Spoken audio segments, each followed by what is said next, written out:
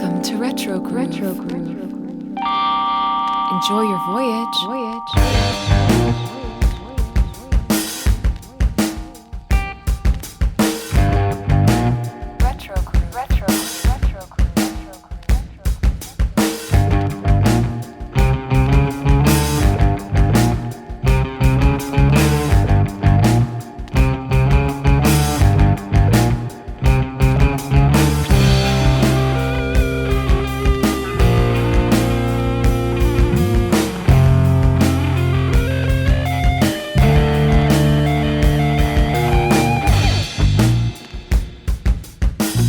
Howdy and welcome to Retro Groove. I'm Adam. And I'm Liam. And this is a podcast where we talk about music that stands the test of time, the albums and artists that have shaped and reshaped the sonic landscape, as well as covering new music from those artists. Welcome to episode 22, coming off of our John Williams episode. That was a lot of fun. We're back to just Liam and I this week, and we're going to go back in time a little bit and talk about one of the more formative bands of rock and roll in general, the Ramones. Oh yeah. And we'll get into all of the Ramones talk on side B, but first, Liam, we're recording this a little bit early because you're going to be doing some traveling, right? Yeah, I'm heading to Scotland. My wife was super proactive and booked a trip for us, and I love it over there. I've been to Ireland a bunch. I've never been to Scotland, so I'm hoping that it's not too dissimilar. But we're kind of maybe scouting out places to live in the future at some point. I don't know. Yeah, I was going to ask, what was the decision making process in taking a trip to Scotland? Just random, throw a dart at the map, or? Well, the places that I ultimately want to go to, I don't think we can go with my daughter. She's a little too young, and that's India. I want to go to Australia, but that is just a crazy travel undertaking. I want to go to Japan, and then the west coast of India is on my to-do list at some point in my lifetime. Okay. But so all of those things at some point. But for now, we just wanted to travel somewhere since it's been so long, and my wife and I have always kind of waxed and kind of looked at potentially retiring or doing some sort of cohabitation thing in Ireland. And we were well, we've done Ireland a few times. We know the situation there. We can't do anything right now. Let's see what Scotland's like and explore over there and see if we feel stronger about going to Scotland than we do about going to Ireland. So it's kind of like a scouting mission, but also kind of it's a vacation. Yeah. But I don't she's got an itinerary roughed out, but we're really just going to kind of go over there, rent a car, and go off into the glens and see what happens. Nice. Get lost in the Highlands. Yeah. So, I'll find my way back. Yeah. I have similar thoughts about Italy pretty often. Just, being Italian and having at various points been in contact with, some very extended family over there. Right. Thought about either buying property there when it seems right, or retiring there, or what, just like you said, it's maybe a little bit romanticism, maybe a little bit wishful thinking, maybe a little bit trying to connect to the motherland, so to speak. But I think about that quite a bit. So I was actually originally planning to go visit Italy for the first time later this year around my 40th birthday. But now with COVID and my dad's health not where I would like it to be, I think it's better to stay in the country and maybe pay my more local family a visit instead. But I feel you. So hope you have a great trip. Sounds like a fun time. But what's been going on as far as music purchases? You've been going to a lot of concerts. That's really exciting. Yeah, more concerts. I got to see Jason Isbell at just like Lovely. at a nearby place too. It was like a 20-minute drive from our house, so I got to take my wife. My kids stayed with my parents, and we had a night out, and it was Awesome. awesome. And yeah, it was cool. It's a smaller room. It was probably like 1,500 Oh, people. that's perfect. I love those smaller Yeah, rooms. and it wasn't the 400 unit. It was billed as just Jason, and the opener was this awesome woman who I'd never heard of before, but she just got up there solo and played. Her name was SG Goodman. She was rad, and then you can see, I walked in and there's no drum kit. There's nothing on the stage except for a mic and some guitars. And so I'm like, Hmm. oh man, maybe this really is a He's doing a Jason solo gig, solo show. I was which like, would be cool. yeah, totally. And legitimately, like, the opener wraps up. She walks off the stage. They're doing the transition, and you see them set up 3 mics, and like I see a violin getting tested, and I'm like, oh, okay, this is like a stripped down setup, but Nice. it's not a solo, and it was perfect. It was him, his guitar player, and Amanda, his wife and fiddle player. That's Um, awesome. it was the perfect thing, like the sound that they could make, again, like just having that live music appreciation wash over you Hmm. again as it's fresh still. The sound that they were able to generate was great. The audience was older than me by probably 10 to 15 Oh years, man. which is crazy because, like, I live, not to get too political, but I live in a pretty red area. And he's a fairly progressive, like outspokenly progressive person. And Hmm. they talked about some stuff on stage, and people were hooting and hollering and cheering. And I was like, okay, this feels like a good situation. Like, people were drinking, and it was a country show. It's a country leaning Pretty show, much. Yeah, yeah. but it felt good. And this is gonna sound kind of weird, but there's just something special about songwriters to me like him. Like, there was this moment a couple songs in, and I knew most of them. There were a few that I didn't know, but the ones that I didn't know still felt so well written and good. And Hmm. it wasn't like, get through this to another song. It was like, oh my god, what is this song? I can't believe you're Yeah. singing this. um it makes you feel, or made me feel, so appreciative that this person's making music, which is such a cool feeling that I don't get Yeah. super often. I always appreciate the artists that I am listening to. I'm excited for it. But there's like certain artists for me that it's just this visceral, oh my God, I am so glad that you wrote these songs. For sure. I have to have these.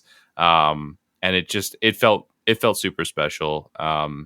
And they played almost 2 hours. Like, it was Wow. really, really, really good. And you could tell they were having fun up there. They were trading songs. The guitar player played a song that was great, and Amanda sang a song. And they were having fun. And that kind of stuff shows when you're at the right kind of concert. Right. When the artists are enjoying it and they're communing with the audience really well, it makes a really special moment. Well, and there's Um, just something special about him as an artist. 100%. And I think we're going to look back in, 20, 30 years, and Oh yeah. he's going to be one of the, most highly recognized singer-songwriters Yeah. of the decade, if not more. He kind of bridges a lot of gaps, I think, Mhm. in the arbitrary genre divides.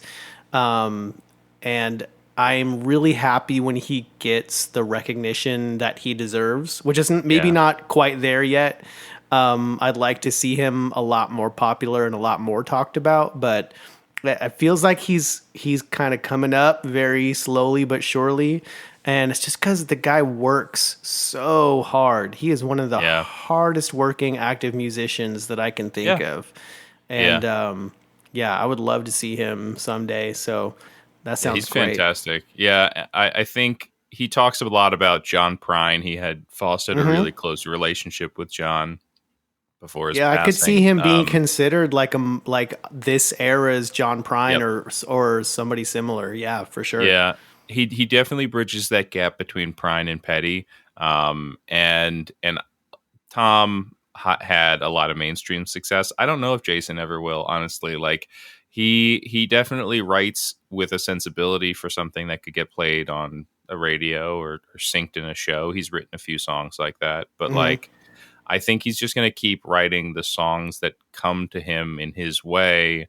And I don't know if he'll ever get that massive look, because Vampires almost had that, and I don't think it ever got there. It wasn't on like a CW show or something that I'm aware of, but I think that's fine. I think like he will have carved out his audience, and he Mhm. also will have made his body of work. Yeah, no, I think I agree with you. I think we're going to talk about him. We've mentioned a few artists like that where it's like we'll be talking about them 20, 30 years down the road. For sure. And I'm trying to remember in the moment I'm blanking on it, but Chris Ballou from Presidents of the United States of America I was just listening to something with him the other day, and he was talking about like the immortal impact that you have as a songwriter, and like these are your like immortality prints, or I forget what he called it, but he was like, I wrote Peaches and I did Lump and Kitty, and there's like all these songs that like have this important moment to a ton of people, and we did the thing, and that was it, and now I'm doing my other stuff, and that's fine, and it's never going to be that, but like, you know, I made my image, I had my immortality moments, and I impacted the world the way that I did, and that makes me super happy, and like that's awesome. You know, Yeah, that's all great. you can hope for. Yeah. We talked a little bit about Bo Burnham last time, and so I did pull the trigger and I grabbed a copy because I found it at my local and it wasn't super expensive, of his Inside LP. So now that's fun. That's kicking around here. I've got it on the turntable upstairs, and we've gone back into that headspace that we were in about a year ago when it was just that was the truth that we were living. And then there's a local vinyl print label out here on Long Island called Enjoy the Ride, or Enjoy the Tunes, sorry. And then they have a side thing called Enjoy the Ride. And they put out like a covers album, like it's more like an EP. It's just 5 tracks of Ninja Turtles stuff. I've been caught up in the Ninja Turtle stuff. You had that great episode on Retro Logic, where you guys were talking about Guido and Guido the Ninja Turtle. This was the fake fifth Ninja Turtle. Yeah, it was awesome. Emily was hilarious. Yeah. That was so much fun. Yeah. And so I got swept up in it all. And so it's just this band that does a great cover of the opening and closing songs from the cartoon, and then 3 cuts from Turtles in Time, like wedged in between them. And so it's just a fun thing to have. It's licensed by Nickelodeon. The cover quality is really neat. It wasn't super expensive. The album art's cool, and it's just fun to have as like a silly thing to toss on when we're messing around the house. So yeah, that's great. Yeah, it looked really high quality, and I love that cover. That looked really. I'm gonna try to. I don't guess that's something I could probably find locally. I doubt it. But I feel like there's also like little imprints that are doing that kind of stuff here and there as well. And I also think that we're gonna see some either reissues or new releases that come out around the Cowabunga collection, and then the Shredder's Revenge release. There was that. I don't know if you remember seeing it. I saw it in my record store, and it was like $50, and I didn't grab it, and I don't know if I regret it. I can't totally say, but it was this vinyl pressing of a bunch of the Turtles video game music, and the cover art was the pizza box from the arcade game. Oh, nice. It looked so cool. I remember flipping through and seeing that, and I was just like, this is the raddest thing I've ever seen. And now it goes for like a crazy amount of money, obviously. Oh yeah. But yeah, I'm hoping that we see some sort of repress or reprint of that kind of thing, because I think we will. It's good. I feel like Turtles always come back around, and there's a lot that's happening with that kind of stuff now. And yeah, I think we'll see more Turtles. You'll have other opportunities to spend a bunch of money on Ninja Turtles vinyl. Good. I can't get enough. I've been a fan since, the early 90s, and it hasn't let up yet. So even the stuff that came out that wasn't really like universally loved, I was still a super big fan of. So I'm a diehard TMNT fan. Yeah. No concert going yet. I had a couple of close calls though. I feel like because live music is such a huge part of my life, and this is the longest I've been without it in my adult life.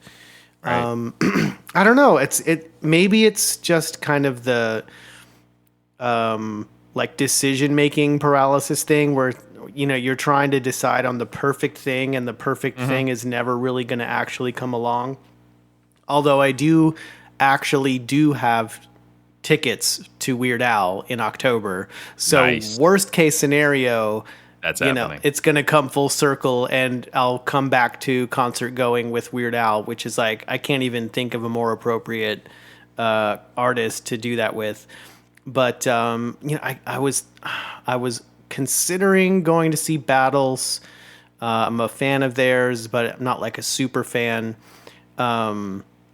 There's that Ghost Funk Orchestra group from New York that was coming through, which I had been looking forward to them coming through for a while, but it just didn't. It was a really close quarters inside show, and it just didn't really make sense with the timing and everything. So I'm still waiting. For something just mind-blowing to come along, for it to make sense to go back, make my debut reintroduction to the concert going experience. But again, would you ever go to like the Luck Ranch or any of that kind of stuff, or is that like super out of the way for you? Like the Willie Nelson stuff, because they're doing a thing. They're doing like a Willie birthday tribute next month, and it's Nathaniel Rateliff and Margot Price and Robert Earl Keen and like a bunch of really cool Ray Wiley Hubbard, like a bunch of really cool artists that are going to be performing at it. I could kind of see myself doing that, because I'm not like a festival kind of guy. I like smaller venues and more intimate shows. I was actually looking at and considering Float Fest as well, and I don't know. Oh, okay. No, if I don't know that's Float Fest. Kind of it's more well known locally, but so floating the river is kind of a local thing that a lot of Central Texans do in the summer, where you either take your own or rent an inner tube and you go float the river. It's just like, that's amazing. Yeah, no, it's just a natural lazy river. You go to the water park and you just sit in an inner tube and do the lazy river. So you actually there's like known start points and end points. Wow. So like you get a group of your friends, you go drop one of your vehicles at one of the end points, and then you go drive up to one of the start points, and you float the river for like a couple hours. You get a little floating inner tube. You get a little cooler, and you just like have a ball just laying back in the river.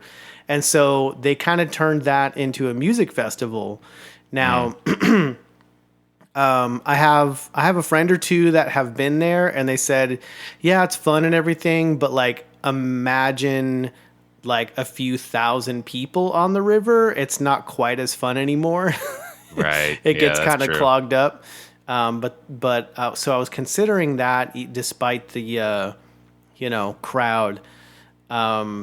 So the festival experience is probably not what I want to come Yeah. back to. Maybe want to try to ease into it with something smaller. Yeah. Or you pulled up Yeah, I'm looking at it now. I mean, it's like Marshmello and Dead Mouse and Chance the Rapper. Like, there's some really big EDM hip hop artists, but Vampire Weekend, Cage the Elephant, Churches. There's some they cool do a artists pretty that are really decent paying it. mix. Yeah. So that I was kind of considering that, but I think honestly I may just hold out for Weird Al. But so I've been listening to the new Lucius album came out on April 8th. I'm a big fan of theirs, and they did like a whole disco revival thing. It's really fun, really danceable, but still, tugs on your heartstrings like a good Lucius album does. And I've got the vinyl that I pre-ordered a few months ago coming. It's like the translucent pink vinyl. Awesome. It's in the mail. It should be here probably by, the middle of next week. So I can't wait for that, but I've been blasting it in the car, and it's really, really good. Also, I have in the mail, believe it or not, and I've mentioned this album a number of times over the past year, literally. But June of last year, I put down a pre-order for the Lees of Memory. Right. They did their Unnecessary Evil in a stereo mix. And for those that don't know, Lees of Memory is John Davis of Superdrag. Really, really leaning into the Beatles worship. And because Superdrag does a lot of Beatles worship, but Lees of Memory is just like a pure love letter to the Beatles. And so most of their releases are actually in mono, which most artists don't do anymore. So they actually did a stereo mix of their Unnecessary Evil album, which is my favorite of theirs. And awesome. so yeah, I purchased it. I pre-ordered it back in June of 2021, and it is it's in Texas, so I should have it on Monday. I cannot wait to get my hands on that finally. I've never had to wait so long for a purchase in my life. So coming up on 10 months here. So I'm excited about that. Also been listening to an album that is just kind of a really personal favorite of mine. So there was this band called Arlo. And speaking of Superdrag, they're kind of in that same vein of power pop, loud guitars and harmonies and, a little bit of Beatles worship thrown in there.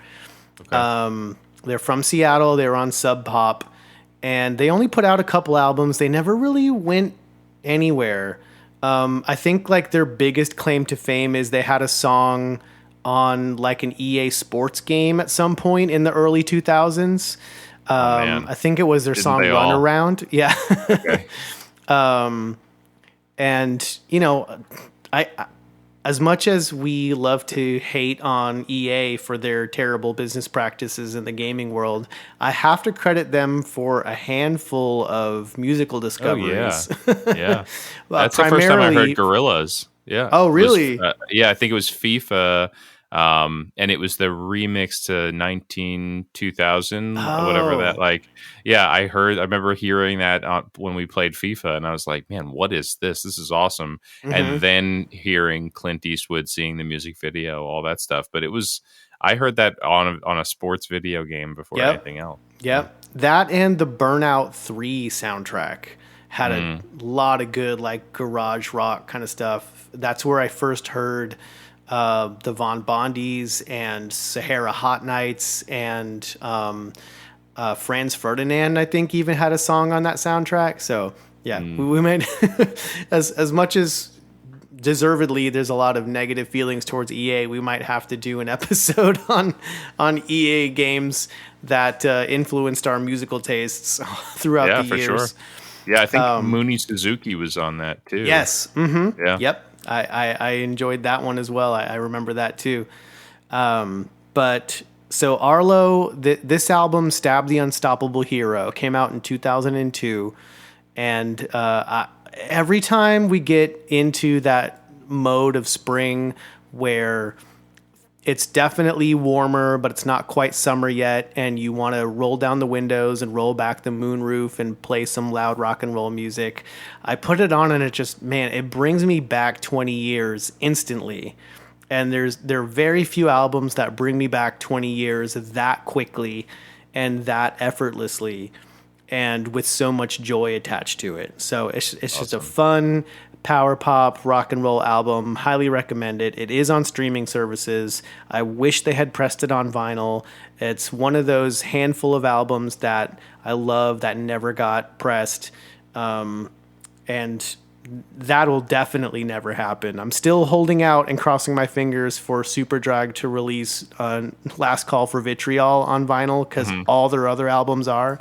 But yeah, this one, they haven't been active in that long, in 20 years. So yeah, I'll say that Sub Pop, though, if you were ever going to have a situation, it's not like Jade Tree or some like other, like even what was Connor Oberst's thing out of Omaha, Saddle Creek, like some of those that like they themselves have kind of fallen into obscurity or have been purchased as a catalog for others.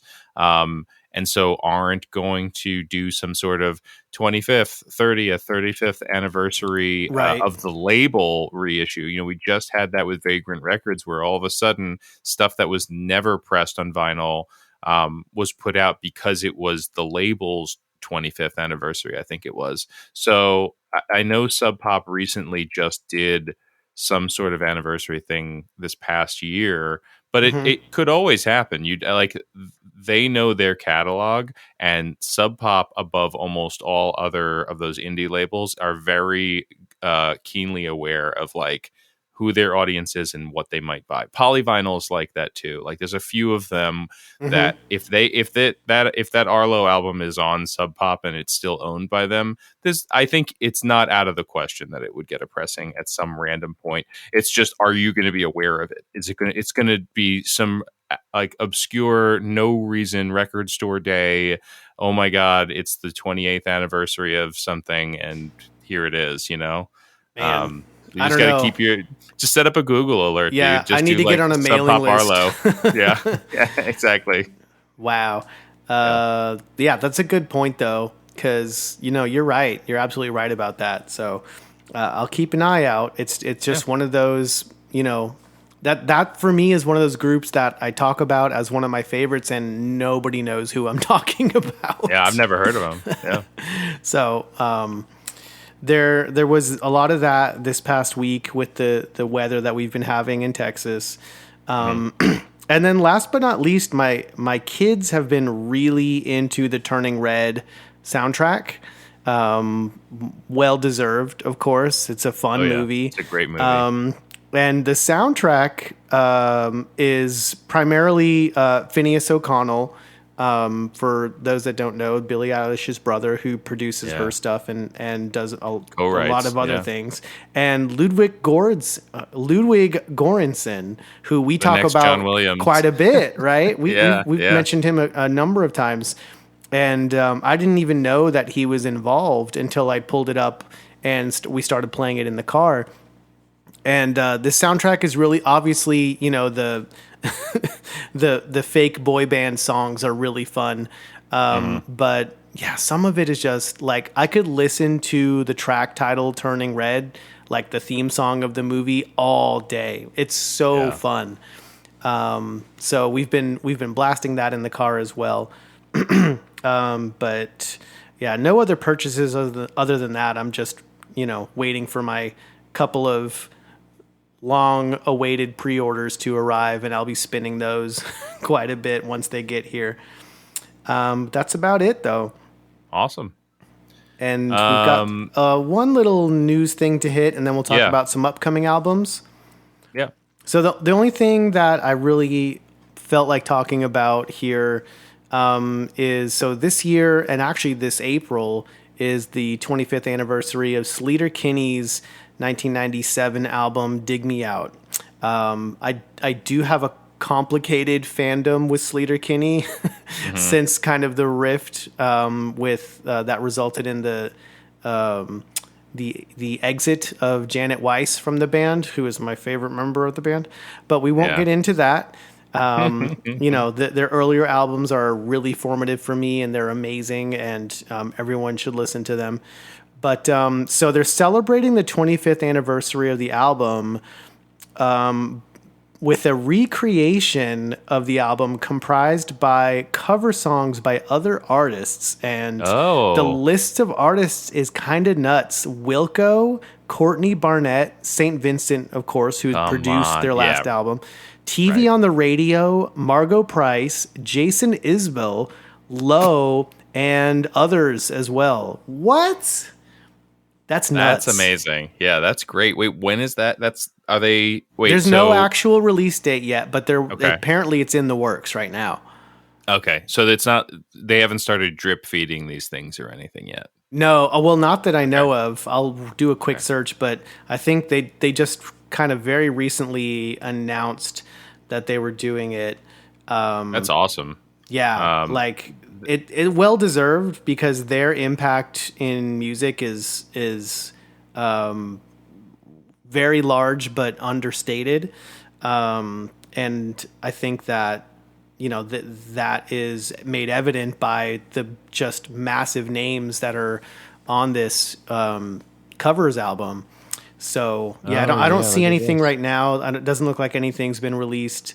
Just said summer. Yeah, there's no official release date yet, but so that'll be something that I'll be definitely purchasing, and no doubt there'll be a vinyl pressing of that. So absolutely looking forward to that. But we got a lot amazing. That doesn't happen very often. No, I'm thinking of that Metallica thing where there was 53 covers, and it was such a cool thing that they just slow rolled that out, and every week you'd get some other treat. But I'm looking at this lineup like you were talking about, the Linda Lindas too. I don't know if you've listened to them at all. They're just super young. They're touring with Jawbreaker right now for a bunch of dates, they are so cool, man. There's so many 18-year-olds in bands currently that I'm like, how are you doing this? Good music. Long live rock and roll. Yeah, it's really happening. It's definitely happening. Good. But yeah, so in addition to that, I just wanted to flag that there's just some epic, we're getting that backlog, I think, of music that maybe had been set on the back burner or was being revisited last year, given the current situation. Yeah. Interpol, Florence and the Machine, Black Keys, Muse, and Arcade Fire all have albums coming out in the next month or so. Amazing.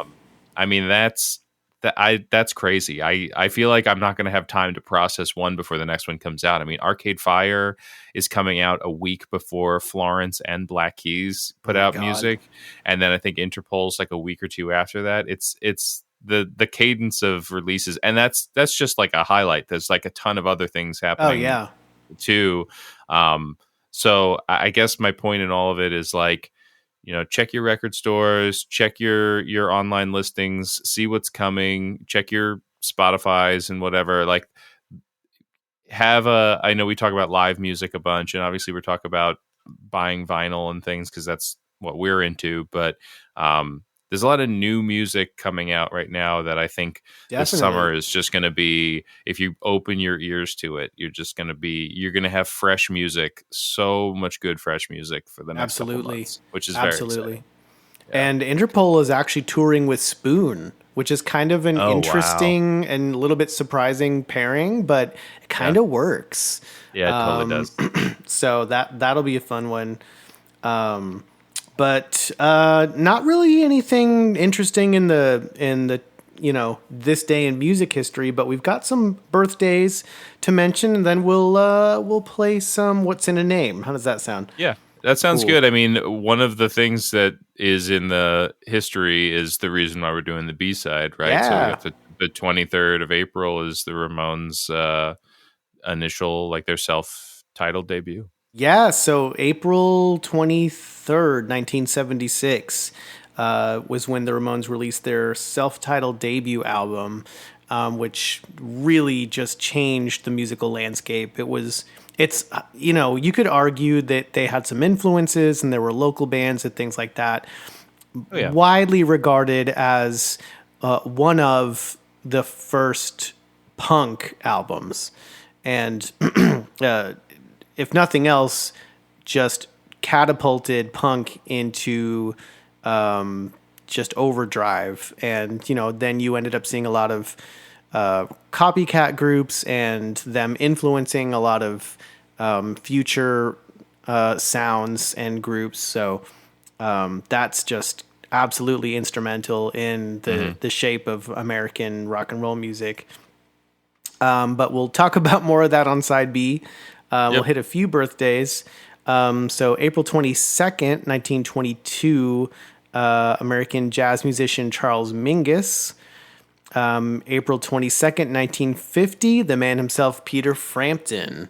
Oh, yeah. I've got one or two of his albums lying around here somewhere. You have Comes Alive. Everybody of has course. Peter Frampton Comes Alive. Yeah, when you buy a turntable, that comes with it. It does, yeah. That and Cheap Trick Live at Budokan. April 22nd, 1979, Daniel Johns, guitarist, singer-songwriter, frontman of Silverchair. Oh man, did you? Yeah, I was going to ask you. I was a Silverchair fan. Am a Silverchair fan, but I didn't get in at Frog Stomp. I got in at Neon Ballroom. Ah, yeah. So everybody that I've always met who's a Silverchair fan, Frog Stomp is their jam. Right. And I'm always sitting over here with his anorexic bulimic song being like, but what about this one? It was so good. And they put out another album after that. I think it was a fair amount of time after that too. It had this really cool, like modern art looking cover. I'm looking it up right now. Yeah, I'm not even, really I don't good. even think I ended up listening to Neon Ballroom for whatever reason. It might have just been the timing of everything. It was Young Modern, and it was really good. They put it out in 2007. It was an awesome album. So they've done a bunch of things, but I don't know where they are now. They're another band where I'm just like, what happened? Well, he just ended up. So last month, he ended up in a head-on collision car accident and was charged with drunk driving. No. And is now, and he self-admitted to rehab, which is unfortunate, and he kind of, have you seen what he looks like recently? Like, no, and I'm no judgment whatsoever, but he's almost going for like a Dave Navarro look. He's got like a scorpion tattoo up on his, like one of his pecs, and he just has like the eyeliner and everything. So I don't know what he's doing musically, but look at that. Yeah. So we wish him well, of course, like hope he's successful in his rehab and everything. But, that was just March of this year that happened. Yikes. That's a bummer. Yeah, we wish him well, and I would listen to anything that he has to put out musically for sure to this day. Yeah. But happy birthday to him. And April 23rd, 1976. Oh no, I'm sorry. I have in my notes, I have the Ramones album down in the birthdays for some reason. Happy birthday to the Ramones' first album, good job, guys. turning 46. Yeah. April 23rd, 1936, American singer-songwriter Roy Orbison, also a member of the Traveling Wilburys, which we talked about on our Supergroups episode, which we still need to do a part 2. Yeah, I'm sure we'll do that this summer, I think. That's definitely coming at some point. Yeah. But happy birthday to him. It's just so unique. Like, who else sounds like Roy Orbison? No one will ever sound like Roy Orbison. No. Nobody before and nobody since. No. April 24th, 1942, American singer-songwriter and actress Barbra Streisand. And April 24th, 1982, Kelly Clarkson. Yeah. Nowadays more known for her talk show probably, but an amazing singer. And the original American Idol. That's what's so crazy is, can you think of any other name off the top of your head that won American Idol or The Voice or any That other won. competition.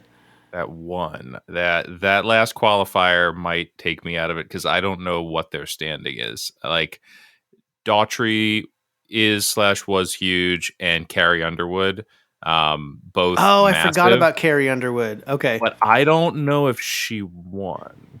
That's And like that's I the didn't thing. even know, like I know Daughtry, but I didn't know. So what was he American Idol or where did that No, come he was from? American Idol. He was American Idol, but I don't think that he won either. Carrie Underwood did win, so she won the I fourth. forgot season. about that Yeah. entirely. Like I know Carrie Underwood and I know Daughtry, but I didn't know that he was from American Idol. That's interesting. He came in fourth place on the fifth season of And American he's Idol, more so well he did not known win than pretty much whoever anybody won that. else besides yeah. Carrie Underwood and Kelly. Well, happy birthday, Kelly Clarkson. And that's it for birthdays. Let's find out Game what's time? in a name. Yeah, It's game time. it's game time. All right. You want to flip a coin? Who's going to go first? I don't have a coin. We don't carry I- physical currency anymore. I mean, I think I went first last week, or last time. So you go first. Okay, I'll go first. Okay. Yeah. So, as is usual, I have a theme. Okay. Cool. And the theme counts as a freebie guess because Right. it's just more fun that way. But my theme is famous guitar players. Oh, okay. Yeah. So, and then I try to go from easy mode to hard mode, but we'll see. We'll see. Okay. Okay, so the first. Let me describe the game for those that may not know listening. Good call. So, what's in a name? We have picked 4 legal or birth names of artists that use a pseudonym, and the other person has to guess what artist is that we're referencing.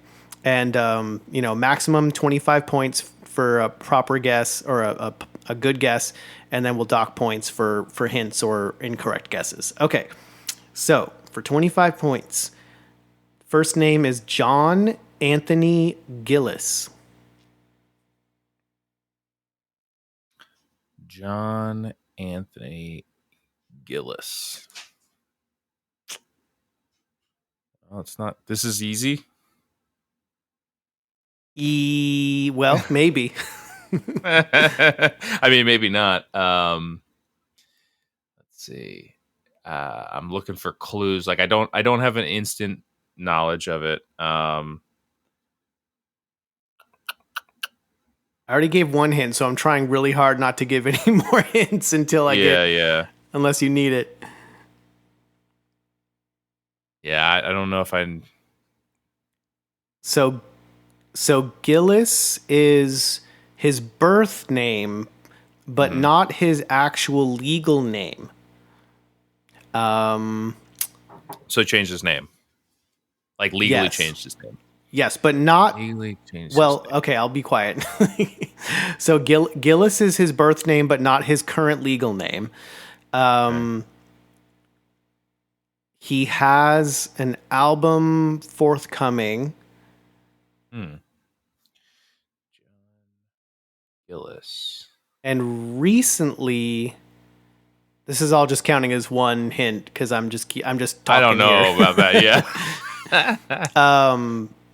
He recently performed the national anthem at opening day at a baseball game.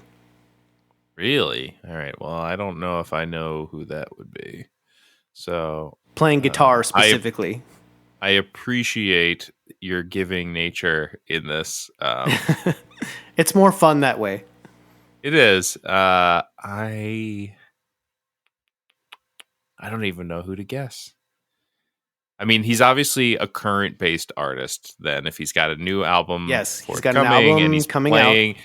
if he's notable enough to It be might playing- actually be out by the time this is up. Let me look. Did he sing at the thing? No, At the he played the baseball national anthem on guitar. thing? Like Jimi Hendrix style, or Star Spangled Banner, Jimi Hendrix. Yes, with style. no vocals. Yeah. Wow. Okay. well, there's only a few guitarists that I feel like could do that. I would say Gary Clark Jr. I don't know if that's his legal name. I would say, I want to say like Dan Auerbach. I know that's his name. And who else is like that sort of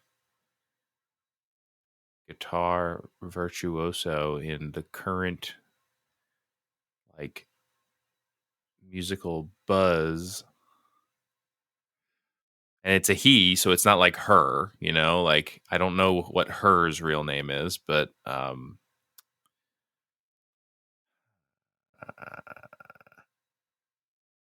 right, I'm I'm probably gonna sorry. need The new another clue album is here. already out. I misspoke. His new album came out already. So I misspoke with that. Okay. Recently. Yes. Like very recently then, It because is recently. Mm-hmm. yeah. Okay. And his first name's not John then, probably. If it's who I think it is, then it's not John. Like I'm not giving any more hints. Okay. Unless right, we're going to dock more points. No, so no. I'm going to shoot my shot and say Jack White. It's Jack White. Okay, cool. Yeah. So yeah. we're gonna album give that. Helped. Yeah. Yes. So we're gonna give you 20 points for that. But yeah, that's the really kind of unique thing about Jack White as far as the name thing goes, because when he married Meg White, he took her name. She became White. Yeah. Yeah, I didn't know that. She was white, and he took her last name. He was born John Gillis, and when he married Meg White, he took her last name. Like if you look at his Wikipedia page, it says White nay Gillis. But is he technically then legally John White? Yes. Not. Oh. Weird. At least as far as Wikipedia knows. Look, I'm all for. I don't think it's weird that he took her name. I think White's a cool last name, and I think it's awesome, and I'm here for it. It's weird that his name's John Gillis. He took her last name, became John White, but everyone knows him as Jack White. Well, Jack White, I think, was always his stage name, right? Yeah. Is Jack short for John? I don't think so. I thought so. Right? I thought Jack was a nickname. I thought so. Oh, maybe it's like short for Jackson and for John. I don't know. It's like Dick being short for Richard, where I'm like, who got that? There's no, where did that even come from? Yeah, no, but that is a thing. That is a thing, though. Jack is a nickname for John. I don't know. Okay. Again, I have no idea why, but that is the case. Okay. And yeah, he just he played the Star Spangled Banner with his band. Actually, it wasn't just him; it was a full band for opening day for the Detroit Tigers. Naturally, because the Detroit. Okay, that now it all comes. It's really cool too. You should check it out. It's on YouTube, I believe. But cool. It obviously, it doesn't quite hold a candle to Jimi Hendrix rendition at Woodstock, but it's really, really fun. It's really good. Yeah, it seems like something that he could do. That when you said that, I'm like, there's not many guitarists that would be notable enough and talented in the right way, like the right sonic sound, even. Right. Like you could find a guitarist that can do that, but to deliver it right, to pull that off. Yeah, for it to be special enough to do it for a baseball game. You know what I mean? Yeah. So, but yeah, really cool. Check it out if you haven't seen it. Okay, so 20 points. Mm-hmm. Solid effort. Next name is Saul Hudson. Saul Hudson is Slash. Yes, Saul Hudson. I should have done that for easy mode. So home run. You just don't know which one I'm gonna know. Yeah, I know. You know things and you don't know. Random. Yeah, totally. Yeah. So Saul Hudson is Slash. So solid 25 points on that one. And the next name is Gabriella Sarmiento Wilson. Okay, so we got a lady. We're talking about guitarists. That's the hint you gave me for the category. Um, I unfortunately there aren't many women guitar virtuosos, and Not the enough out ones, there. yeah, and the ones who are, I'm trying to think. Like, I mean, I know Saint Vincent's legal name, and it's not that. No. I know. I mean, the Wilson sisters, yeah, Anne and Nancy, are just. I don't think that. I think that those are their real names. I don't think that they're Gabriella Hudson. Um, so I'm gonna have to go with what I just said before, since I just cited it, and go with her. It is. It is Okay, her. nice. I like it. Yeah, there's just not as many women in that space, Yeah. unfortunately. And Yeah. and there's plenty of female guitarists out there, but they just need more coverage. We need to focus on them more. They're all over YouTube. They're freaking amazing. So yeah, keep playing, women. We need you. We need your creativity. Don't give up. Yeah. Yeah. We saw Bonnie Raitt do it. Everyone can do it. Man, Yeah. I really think. See, it's such a weird, like, Saint Vincent is amazing, and but she's not like really known for her guitar playing. She's an amazing guitar player, and I don't know if it's just the style of music that she chooses to create, or what have you. But yeah, I think other than her, which is why it's so amazing and awesome that she's getting recognition. But like, most people, you talk about St. Vincent, she's not necessarily known as a guitar player unless you're a guitar player and you see her like with her signature guitars and in advertisements and things like that. Yeah. But If you see her live, it like when you listen to her records, there's so much going on in her music. The guitar is fantastic on those tracks, but there's so many textures, and there's a vision she has for her music, so that it's not just here's the guitar, you know. But when you see her live, again, her presentation is always, her staging's great, the costumes, the pageantry is amazing, but the guitar there's no way for it to not become part of the forefront there, because there's a performance happening and you're watching it and you're stunned, you know? Yeah. So I think if you can see her live, or you watch her performance at like some Grammys or whatever it is, like once you see her live, then you're like, oh no, she shreds. It's insane how good she is. She's kind of like Prince, where very much. It's just so multi-instrumental and so like talented in every area, from the production to the recording to the whole playing package. every instrument, that like you forget what an incredible guitar player they are. Yeah. So that's like the highest praise I could give somebody to compare them For real. to Prince. Yeah. But yeah, props to her. She just won, was it one Grammy or I think more so. than that? Well, I saw one. Yeah. I know for a fact one. I don't know if she won more than that for some other subcategory that didn't get televised, but props to her on her Grammy win. But we got one more name here, and it is coming off of our John Williams episode, John William Cummings. And the name is the only correlation to John Williams. I just okay. The name is, he wasn't like featured in a movie that John Williams was also scoring, but the name is. I was wondering if there was like a clue in that or something.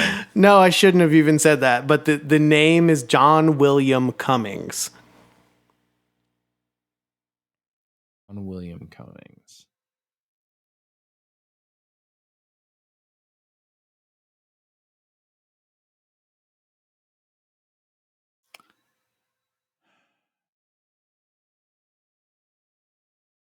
We need the Jeopardy themes. We need the Jeopardy. Yeah. Do do do do do. I mean, I think I know this, but I can't believe I'm questioning it. I'm questioning it because it's our B-side. I'm gonna go with. Is it Johnny Ramone? It's Johnny Ramone. Okay, cool. Yes, I was it gonna is. say, like, I questioned it because I was like, we're about to talk the Ramones, Don't and second also guess like, yourself, man. and I was like, I obviously did some like refresher stuff before this episode, and I was like, I think that's his name. Oh, I Like, should have thought about that because I'm pretty sure. Yeah, we do research. So, yeah, all yeah, right, yeah. all right. All right, So let me pull my list up 95 here. freaking points. So Yeah, I'm gonna literally have to get a perfect score here to beat you on this. And yeah. we're on how many? I've lost track of how many tie games we've had in a row. At least two, maybe three. Yeah, and I'm kind of concerned that my list is not going to be the easiest too, which is That's all right. I'm unfortunate. ready. I'm ready. It's like there. I was trying to go for a theme, and then couldn't, for the life of me, think of the fourth person that fit in my initial theme. So now it kind of stemmed into a different theme. Okay. But it's primarily like solo artists that are in like a singer-songwriter, like a contemporary singer-songwriter space in some sense. Okay. I'm gonna bomb. It's unfortunately a little vaguer. That's not my forte, so I'm gonna bomb at this. But let's do it. Let's go. So we'll start with Annie Clark. Oh, okay. Well, Annie Clark is St. Vincent. There you go. So, yeah. So that I was waiting for you to say Annie Clark in your thing because I was like, well, then I have to go find another name. You have to find another one. No, and I've known that for a long time, so that wasn't just something I saw today. But yeah, big fan. All right. Next one is Ella Yellick O'Connor. Ella Yellick O'Connor. Ooh, why does that sound familiar? There aren't a lot of Ellas. No. Yeah. She's a very popular Ella, and actually has a connection to St. Vincent. Not a direct connection, but Ella. have a similar collaborator who has collaborated with a bunch of people. So Similar super help. collaborator. Yeah. There's someone that like has been the taste of the town, so to speak, when it comes to like working predominantly with women, like recording artists recently, but like across the board, like he's worked with a bunch of different people, but and I'm a big fan, but they both worked with this guy. like as a producer. Yeah. But I think like co-writing songs too, like beyond just producer, but like co-wrote some songs together. That doesn't help, unfortunately. Okay. Ella something crazy O'Connor. Yellick O'Connor. Yellick. Yeah. I don't know if this helps. Sounds kind either. of British to me. Well, yeah, I was gonna say not American for sure. It definitely sounds British. It's not British. Okay. You can dock I don't know if that 5 helps. points if you want. No, I'm not going to dock 5 points. No, not British. Yeah, not American British. Or British. No. So I'm trying to think. Aussie. Not even. Yeah. You'd probably be thinking right. Thinking. It's not Kimbra because Kimbra is in her name. Yeah. No, this is a big artist. Like pretty Ellie big. Goulding? I'm gonna guess Ellie Goulding. No, it's not Ellie Goulding, although that would be a good guess. Okay. I think that's her legal name, but I guess this game has made me question everything, so I don't know. Exactly. Yeah. Okay, yeah. So I need another hint because I failed to guess. All right. If you want to count all the guesses you gave me as 5 points in addition, that's fine. No. I'm just gonna try to do my best. Yeah. My my next hint is, let's see. She put out 3 albums. Most recent one was this past year. album last year. Wasn't as the impact, I think, was less like across the industry than maybe people anticipated it to The last be. album? But she kind of Okay. did her thing. First album was a paradigm shift. Like you hear it today in Okay. other artists, especially other like female performers. Mm-hmm. The producer is Jack Antonoff. Oh, it's Lord. It's Lord, isn't Lord. it? Yes. Yeah, it's Lord. Yeah. All right. Is that 90 or 95? Wait, what? What do you mean 90 or 90? Point. No, Oh, just I'm five sorry. off. 20 or Just 5 off. 25? Yeah, just 5 off. Okay. Yeah. 20. Okay. 20 points. Yeah. What am I thinking? My math. I got so excited about Lord that my math side of my brain went crazy. She is exciting. Yeah. I don't even think I've heard the new album yet. I'd like maybe listen to a couple songs. I haven't listened to it all the way through. I think a lot of people missed it. I think because it didn't have a breakout single that just hit everywhere like some of her earlier stuff did. Mm-hmm. But she describes it, and I think accurately so, as just like it's sunny. It's like Laurel Canyon infused with like 90s R&B pop, like late 90s R&B pop. Okay. It's really good. You just have to be in an open headspace for it and not go in expecting royals. And then you have a really good time with it. All right. So this next artist, I'm going to give you a freebie hint up top because this one's a little bit more of a deep cut. But the only reason I went with it is it's because it's an artist that, even though maybe even people who are listening to this may not be super familiar with her, we have talked about her a bunch and celebrated her album a fair amount in the past. Okay. And her name is Lindsay Jordan. We were very excited we enjoyed her album last year. We talked a little bit about it at the end of the year kind of wrap up thing. I don't think it wasn't like I don't think it was either of our albums of the year. I'd have to go back and look, but like we definitely talked about how we liked it a lot. It's very like, I think it's might be her second album. Hold on. Take a look here, make sure I'm not missing it. It's not Arlo Parks. No. Lindsay Jordan. What female artists did we talk about? Yeah, it was her second album. That wasn't Arlo Parks or St. Vincent. Came out late last year. Just like a really cool voice, a really cool attitude. She's super young. I feel she's like maybe 21. She's 22. It can't be Olivia Rodrigo. That's her name, right? No, I go back more in the Arlo space. It's not in the pop space so much. It's more that like, I mean, just the incredible like run of women singer-songwriters that have kind of come out. I'm gonna kick myself.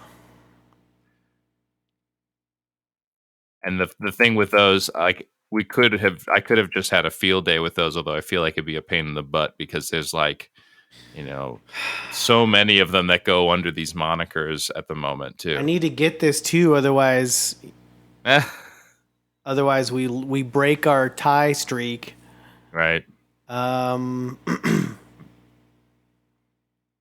Second album, more Arlo than Olivia. Yeah, definitely not in the like the pop Olivia space. She's she's a guitar player, singer songwriter. Oh, I'm blanking so hard. Singer songwriter. The album title. Guitar. You're giving me a hint. We're gonna have to dock 5 points. Just wait a sec. Okay. It's gonna come to me.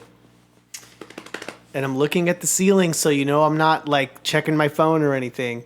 No, that's fine. Honor system. Second album came out last year. We talked about it. I don't think you bought it. I don't think you bought it. Plays guitar. Yeah. No. I keep thinking of artists, and I'm just like, I know that's their actual name. Yeah. Because like I wanted to say Brittany Howard, and it's like no, Brittany Howard. No, it's Brittany again, it's Howard. younger. It's younger than that, and again, it's like think in that, your Courtney Barnett's, your Lucy Dacus, your Phoebe Bridgers, your Julian Baker. Like there's a slew of those artists. Okay, hold on.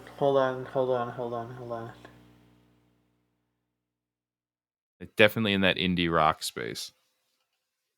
It has to be Snail Mail. It's Snail Mail. Yeah, oh nice. my god!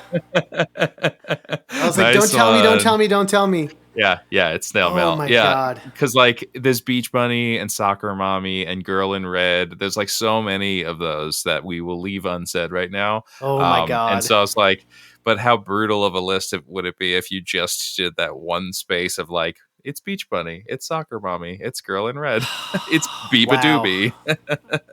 Nice one. Wow. All right. Well, I love that album too. I listened to it a lot. Yeah, it's really good. Yeah. Okay, so I'm still in the game. That's it. Yep. All but right, I have to hit one more. I have to hit another home run to tie it up. Yeah. Yep. Now this no one, pressure. This is the one where I had to like break because I was just gonna do like awesome songwriting ladies. Oh, great. Right? Like okay. current based online awesome songwriting ladies, and then this one's Samuel Beam. Like oh god, Samuel Beam. Samuel Beam. You probably haven't thought of Samuel in a while, but singer-songwriter type. Singer-songwriter had one or two songs that were like pretty big. I'm trying to think back when it was. It had to be like 04 or 05. And one of those songs was a cover that was just done in his style that was like everybody just lost their mind over. I have no idea. Famous cover song. Let me think. Cover song, mid-aughts. Yeah, 2004 was his big album. Mm-mm. Although I guess like he had albums in 07 and 2011 that did pretty well, but good for him, man. I definitely listened to the 2011 one. I remember that. I'm not even. I don't even have like a. He's got an awesome beard. He's got an awesome beard. Hold on. Okay. Cover he song. Could be a Caparello. One of his best songs. One of his best known songs is a cover. Mm-hmm. So, I'm taking kind of a shot in the dark. Here it comes. Because, and the only reason why this person is even like anywhere in my frontal cortex is because we were just talking about the Garden State soundtrack in the Discord. Are you about to do it? You're about to do it. You're gonna do it. It's Iron and Wine. It's Iron and Wine. Holy crap, dude. Woo! Look at you. Oh. Nice one, dude. And honestly, that's you know awesome. what? It may have been the beard comment that pushed it over the edge of the cliff. Sure. Yeah. Beard Bros. Yeah. Yeah. Okay. So that was on the Garden State soundtrack. That's what I was looking up just now. So Such Great Heights, the Postal Service cover, was a Garden State song, right? Yep. Yeah. Okay. That was on the Garden State soundtrack, and we were just talking about that. Yeah. My wife loves our Endless Numbered Days. And it's a great album. It's his breakout album. But I feel like I don't know songs off of that. Like I know Naked As We Came, I guess, but there's a couple of songs on there that my wife is just like, oh, this is the one. And I'm like, they all sound the same to me. They're beautiful, but they I never had a moment with him where I was like, it clicked. I can appreciate his music and I like listening to it, but I've never like found myself in his songs, unfortunately. So Yeah, I've maybe listened could. to it Yeah. to his music here and there, but it's never like, oh man, I have to listen to this entire Iron and Wine album. Right. But yeah, really unique artist, and I definitely enjoy his stuff. And I'm still just kind of can't believe I got that. You did it. You did it. Definitely You the did beard. The beard comment was the clincher there, because then I got the Before- visual. Yeah. Before we flip it over, I think we had a question Oh. that actually got posted in. I didn't see that. And so I'm sorry to put you on the spot here. Put me on the spot. It's all good. But That's when I do my best work. Chris HL94 asked us, what is our favorite video game soundtrack? Which is a very hard thing to say. Not for me. Oh, really? All right, Yes. then you go. Oh, for me, it's Mega Man 2 all day, every day. Wow. All day, See, every day, Mega Man 2. I could go. I was thinking Mega Man, but I don't know if I could put my finger on which one. Because, yeah, I like X a lot too. Mhm. Like 4 was my game. I played the Game Boy games a bunch, and the music in those, I feel like it's fairly consistent throughout Mhm. all of them. But there were different songs, like there was different compositions. I could hum mean- almost the entire Mega Man 2 soundtrack to you in person right now. Yeah. Like, I don't know why that soundtrack to me is so, like, just perfectly orchestrated for the type of gameplay that Mega Man encompasses. It's fast paced. It never gets boring, no matter how many times the melodies are repeated. It's fun. It's interesting. There's a lot of like interesting things that happen musically and melodically. There have been more than one band to cover the entirety of the soundtrack, and I couldn't even pick a favorite. So I love a lot of different game soundtracks. There are game there's music from video games that are probably more meaningful to me individually, but the Mega Man 2 soundtrack is easily my favorite entire soundtrack. Not even a question for me. All right. What about you? I mean, my cop out is kind of Donkey Kong Country, but I don't think I want to. That's a good one, though. That's a solid answer. It is, except I think that musically for me, that's probably it. But if I'm going to a nostalgia play, like what music do I, if you say to me, hum a song that was burned into your brain because you were obsessed with a game, it's like it's probably going to be either Blaster Master, and that it can include the new versions. I think Blaster Master for NES has one of the greatest soundtracks. It's a good one.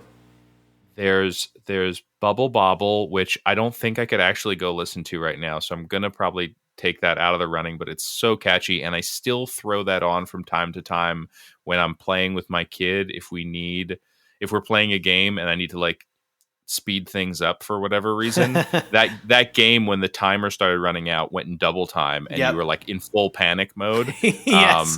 And it's super fun. Like, she has no idea the reference point of it, but she knows the music, and she's just like, oh my god, we gotta do this thing. And the last one I feel like I want to mention is Bucky O'Hare. There was a great video game based on an odd franchise that barely existed. That was another one of those anthropomorphic animal things coasting off of the Teenage Mutant Ninja Turtles. But that video game, the music, I've gone back and looked to see who the composer was, because I was like, it has to be someone. And like, they just disappear, dude. Like they're like maybe teaching at a community college in Japan. Some of these people, um, yeah, I'm gonna go Blaster Master. Nice. Yeah, Well, I have to I'm go happy Blaster that we both picked NES games. It really is, right? It probably should be something more recent. But NES is again. I think it's the stuff that was burned in our brains from Well, they playing those had games. to. They had such limited resources, and we can talk more at length about this in another video game episode, which I'm sure we'll do with Seth sometime soon. But Yeah, they had such limited resources to yeah, create this music. It had to be something that helped you focus in a way and not get old, no matter how many times it was repeated, because they were working with such incredibly minuscule amounts of memory and data. It had to loop, and in order for something to continue to be interesting when it's looping endlessly is incredibly difficult and takes a lot of skill. So, I mean, the only runner-up I could even think of is probably Final Fantasy VII, just because there's so many emotional moments that are tied to such a beautiful soundtrack. right. But yeah, stuff on the NES is just so mind-blowing, and how much they got out of such a minuscule amount of resources. So Yeah, that's our answers on that one. yeah. Thanks, Chris, I mean, for it's the crazy. question. I'm just looking at it now. Like man, I'm definitely going with Blaster Master, but everyone should go listen to the Bucky O'Hare soundtrack from NES. The guy who did it, Tomoko Sumiyama, he did Rampart for the Famicom and Base Wars, like a baseball game for the NES, and that's it. Like, there's nothing it. else. Just It's never crazy, like right? no IMDb. I don't know what happened to this guy. I hope you're still out there. I'm sure that you went on to do something else that was amazing, and I wish I knew more, because like if you made Red Planet and Green Planet, those songs, it's so good. Crazy, yeah. right? Yeah. All right, we flip it over and we go to CBGBs. Let's go to CBGBs. Yeah, man.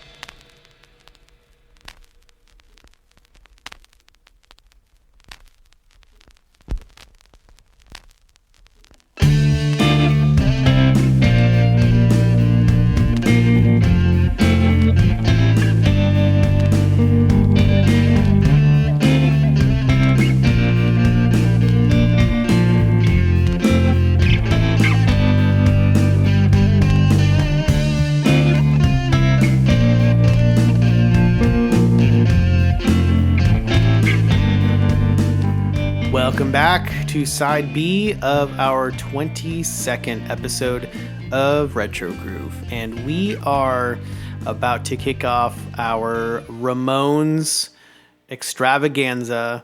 I'm a big fan. Liam's a big fan. We both have some similar stories to tell about this band. But we want to always start this off like we usually do when it comes to an artist that has been around longer than we have, which is where our entry point into that band's universe was for us in our lives.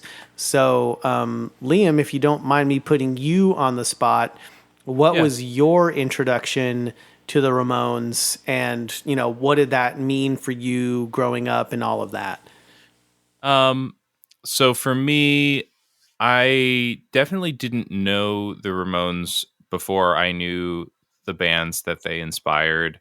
I was in that pop punk scene and had those bands that initially kind of made me feel like I could pick up a guitar. When you not to say that the Offspring or Green Day or any of those bands were not doing anything super elevated or whatever, but I remember listening to those songs and thinking like, oh, I could do this. Like I could figure out a way to sound something like this and pull this off in a garage with my friends. For sure. Not knowing that those bands had thought the same thing when they heard the Ramones, like that. And I remember, I'm pretty sure it was a movie called Idle Hands. I'm looking it up right now just to make sure that I'm not. Sounds familiar. Yeah. So there's a movie called Idle Hands. It was, and I'd been exposed to their music before this, but like The Offspring performs in Idle Hands, came out in '99. I remember watching it. It's Seth Green. It's a really weird movie with Seth Green and Jessica Alba. But The Offspring play at the school dance, and they're playing a song called "I Want to Be Sedated." And I'd heard this song before, but like I don't know why it stood out to me, and I feel like I jumped on Kazaa or LimeWire. It was either Kazaa or LimeWire. I think it was Kazaa at that point, and then LimeWire a year later. Jumped on Kazaa and started downloading this song and heard the original Ramones version, which I was like, oh yeah, I've heard that in like a TV show or something like that. And then did a deep dive into the Ramones, which led me to buy Road to Ruin, because that was what that song was on. And I loved that album. And I was like, man, this band, it wasn't super often that I would find a band that wasn't putting out current music, so I'm just a freshman in high school, in '99, listening to an album that was 20 years old at that point, and loving it and being like, this is so fantastic. I never had those moments with even the bands that I like, Queen or anything like that. Like I love Queen, but I didn't have moments where I was just like immersed myself in an album and felt it connected with me. Then I remember being like, oh, this is cool. I have a classic rock band that is speaking to me. Like, this is kind of exciting. I thought that would never happen outside of maybe the Beach Boys. But something that my parents didn't play around the house. I hadn't been hip to ZZ Top. My dad loved them, and it didn't click with me at the time. And Led Zeppelin was just never my thing. And so this felt like everything that wasn't what my parents necessarily were into, but it had undertones of it, like it felt like the songwriting threw back to that doo-wop basis that like, and the Beatles, Beach Boys era of stuff. But it was just like, it was stripped of all the guitar virtuoso and some of the like crazy arrangements or whatever. And it was like, we're just going to do a wall of sound and just your ears are going to bleed. And we're just going to just bare bones. This is a good, catchy song. Here you go. We're going to deliver it. For you. And I remember then playing it for my parents and thinking, throwing it on in the CD player in the car and thinking, man, I've got a classic rock band that I like. And my parents are older. They're gonna like it. So like, we're gonna be into it. The album is that old. And they could not have hated it more. They were like, this is garbage, which then I find out is also what many people said about the band when they were putting these albums out in the mid 70s. But yeah, so I remember then trying to explain to my parents that like, I hear the Beach Boys, I hear Brian Wilson's influences, I hear McCartney's influences in this band. Can't you hear this too and appreciate it? They're kind of speaking the language that came to me through Green Day and whatever. And they can't, because my parents, and still to this day, they don't get it. And that's fine. My parents have an appreciation for arrangement and like the breadth of composition and Right. like showing the talent in your ability to play a guitar or hit a bunch of notes, your unique voice, Right. and that I would argue that still is present in the Ramones because there is a uniqueness to it and there is Yeah. something special, but not when you qualify it with those sorts of criteria. So the Ramones became my thing. They became my classic rock band, Mm-hmm. and we would jam on their songs while we were doing Green Day covers. And I've loved them ever since. It's a band that I've never stopped throwing on from time to time. It's always Yeah, listenable. It's definitely. crazy. Like I've ebbed and flowed with certain artists that I've loved over the years, and I don't think I've ever had a period where I'm like, yeah, I'm not really in a Ramones place. Like every so often you can just throw it on and it's just like that there's just so many good songs. It's crazy. It's It's crazy what crazy. they did. Yeah. What about you? And it's amazing how that album is 45 years old and Yeah. still feels and sounds rebellious to this day, right? Oh yeah. Because it's like the stuff that was rebellious in the 70s is old news in the 80s, and the stuff that was rebellious in the 80s is old news in the 90s, and it perpetuates. But the Ramones, being whatever you want to call them, the grandfathers of punk or whatever, it still just sounds like you said, it's the wall of noise. It's the just driving constant barrage of power chords and the vocals that have never been matched or replicated. The 1 minute and 40-second songs. It's like there is not a song over 2.5 minutes on any of their albums, as far as I Right. know. And it's just Right. fast and hard and unrelenting. And there's not really a whole lot of bands like that. Certainly not any that lasted any amount of time or have had the same level of impact. And it is so interesting to hear them pulling from, like you mentioned, those 50s groups, the doo-wop stuff, the Beach Boys, and the influence. Like you mentioned, it's funny you mentioned Paul McCartney because you know where the name the Ramones comes from, right? I do. Yeah. So for those that don't know, Paul McCartney's pseudonym that he would use when checking into a hotel so that he wouldn't be mobbed by crazy fans was Paul Ramone. So that's kind of obviously where they pull some immediate influence from.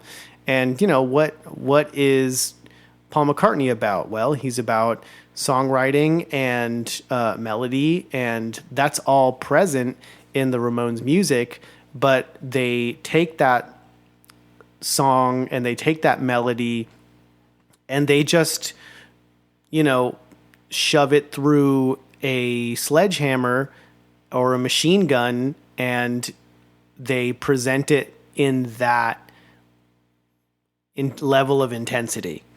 Yeah. And yeah. I love it. It's, I Yeah. talked earlier about, playing something like Arlo in the car because it's warm weather and I want the windows down and the moonroof back and I want to play loud rock and roll music. The Ramones are absolutely one of those groups that gets played loud out of my vehicle. Yeah. Yeah. It is funny to think that Paul McCartney, a Beatle, had his like incognito Paul Ramone.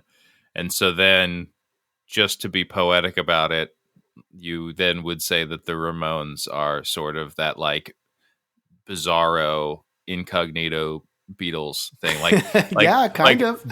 Beatles mentality masquerading as something else, right? Yeah. There was 4 of which is them. yeah. But it's so interesting, like once you have a better understanding of music, because again, I'm listening to this in high school.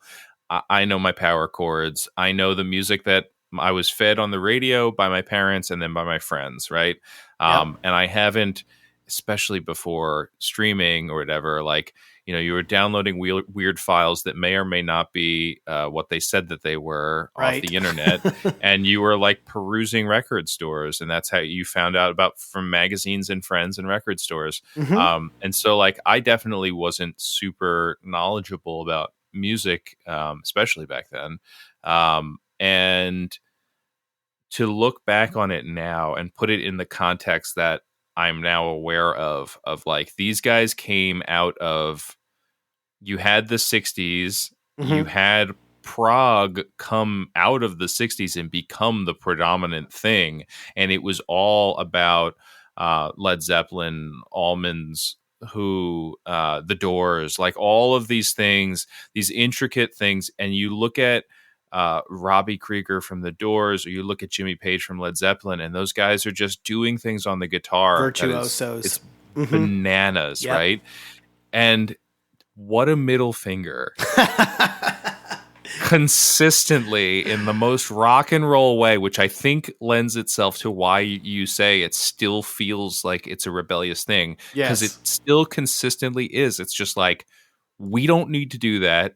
We're going to say right up front, we can't do that. Like Johnny straight up was like, I can't play guitar like that. And then they saw the New York Dolls and they're like, oh no, we can do that. this. Yeah. You see like the Stooges and the MC5, like there were other bands that it wasn't just the Ramones, they just, they did it in such a unique and special way. It's another one of those things where you had a bunch of things aligned that could have very easily not have clicked.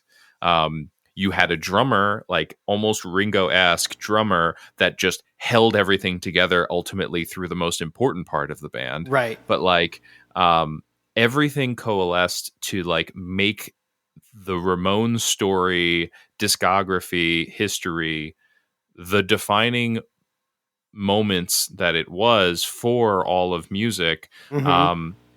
But it is also frustrating to look and be like, I mean, look, the Stooges did what they did and people will always remember Iggy Pop and the Stooges, and the New York Dolls were still huge, but like, they're not the Ramones. They don't have the t-shirts in Hot Topic, like they're not like, they didn't become the marquee artists like the Ramones became for this movement. Right. And so it's crazy then looking back on it and to think like they consistently just gave the middle finger to everything that was happening in rock music and said like, we can write fantastic rock pop songs. We're going to do it our way. We're going to play the same kind of loud, crunchy chords and deliver something that is undeniable. And we don't need to play for 6 minutes. Like, we're going to move on to the next song. Yeah. And that's part of the appeal. I mean, whatever you want to call it, the the internet. I don't know why they blew up so much well after their career went south, which we'll probably talk about. But I feel like there was such a resurgence in their popularity in the late 90s, early 2000s. That was my first introduction to them.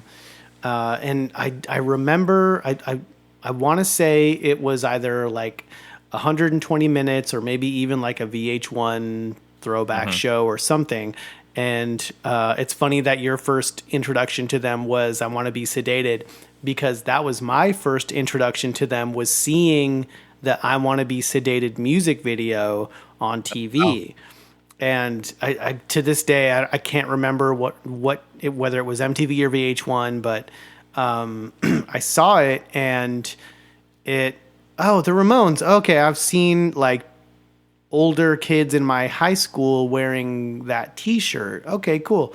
And like just seeing that music video where like everybody else, it's like where they're sitting at the table at the party and it's in fast motion, but they're not moving and everybody else at the party is moving in fast motion around them. And I'm like there's something about that kind of resonated with me, and I think resonates with a lot of people. like, oh, I'm kind of an outcast. Like, Yeah. everybody else is a social butterfly, and I just kind of want to keep to myself. You know what I mean? And so I don't know what it was, but something about that video really spoke to me in a weird way. And so the next time that I went to Newbury Comics, which is where I bought my CDs at that time, I picked up, it was called Ramones Mania, and it was a compilation album. And it had like it had like 20 tracks on it, maybe even more. Oh, let me look at it here. It it had 30 tracks on it. Wow. Yeah. I'm looking And at this. This is cool. which, like, how many minutes can you fit on a CD? I don't know how many bands you could do that with, because there's not a whole lot of songs of theirs that are over 2 minutes. And Yeah. I listened to that thing in the car.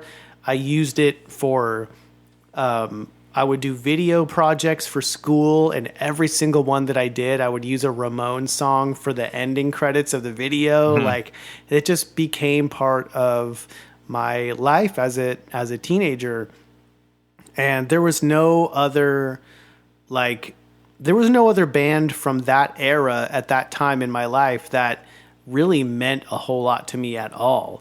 And Yeah. the Ramones just started to be that kind of, you get to that age where you're tired of being treated like a kid, and maybe you're 14 to 16, and maybe you're flirting with having some more freedom, and maybe you have a car, maybe you have access to a car, maybe you don't.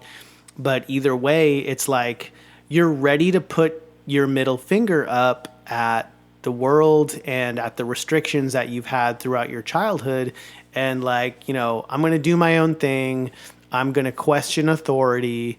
I'm going to reject, everything that I've been taught up to this point, and be my own person and create my own persona. You know what I mean? Rather than the persona that my parents or society or my teachers at school have tried to, put me into. Yeah. And at least for me, that's what the Ramones felt like. The Clash also, to a certain extent, but it was really at that age more so the Ramones. I didn't come to appreciate the Clash until later, a little bit later in life. But the Ramones for me was that first catalyst into, like, I'm going to question everything I know about everything and just trailblaze my own path. Yeah. The story of the punk mentality in the annals of, we will qualify it as mainstream rock or whatever was like the go-to sound of rock, is a really tricky one, and it makes sense why the Ramones thing played out the way that it did, to me, I should say. Like, if you're thinking the late 70s knee-jerk reaction to the prog side of rock, Yeah. and you have the Ramones, you have the Clash, you have the Sex Pistols, and then if you're thinking just again in broad strokes, what happens in the 80s is this really confusing time of glam rock, Right. of kind of taking what Bowie was doing and going in another direction from what the New York Dolls interpreted Bowie's influence as, I think. And so you had your Motley Crues and such, and you still have the Ramones putting out music through all of that, but this is a band that like is caught in this wash cycle of like, they still want to be the middle finger, but they are now being paired with all these different producers, and Tommy has left the band, and Tommy was the glue that put this whole thing together. I mean, you talk about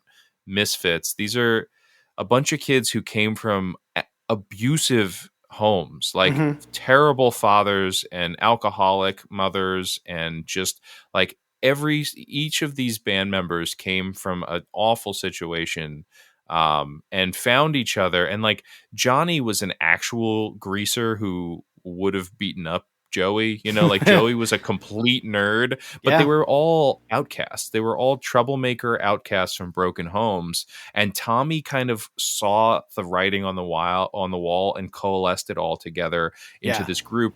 And initially Dee Dee was going to be the singer, and Joey was playing drums. Like, they all, because they didn't play their instruments, like they were just like figuring it out. And so then they decided, like, no, Joey, he's got this presence, like this weird, lanky, awkward, dark glasses. Like, there's something really strange about him. Let's put him up front. And Johnny hated that. He thought that they should get somebody else to fill that role. But there was something like perfectly Ramones about having Joey as the lead singer of this band, and like being that like front man. But like, so you have these albums. I mean, Rocket to Russia that's ultimately my favorite album. It's one of my favorite albums of all time. And so you have this like 4 to 5 albums in the beginning of their career, and then they hit the 80s. They churn out 4 albums in the late 70s, and then they hit the 80s, and they spend 80, 81 until the early 90s. They put out another dozen albums, I want to say 10 to 12 albums. It's a lot, yeah. But again, all with different producers. They've lost their identity. They're messing around. They have Marky Ramone come in by the 5th album, who is another one who helps hold the band together the whole time. Right. Johnny and Joey hate each other, but they make it work for the next 12 years, Yeah, it's kind of crazy. It's interesting. Go ahead. I was just going to comment really quick on the interesting like dynamic there, because, Joey is, not to go too much into this, but politically more progressive, and Johnny's is not. More politically conservative. And so they're butting heads, and like, but there's something about, and you see this kind of echoed in what ends up happening with a lot of the hair metal bands in the 80s, and to a certain extent into the grunge bands in the 90s. But that there's something about that tension, and there's something about band members that, maybe they hate each other, maybe they just don't really get along, but something about that dynamic has the potential to create some really incredible music that maybe would not have had the same level of impact otherwise.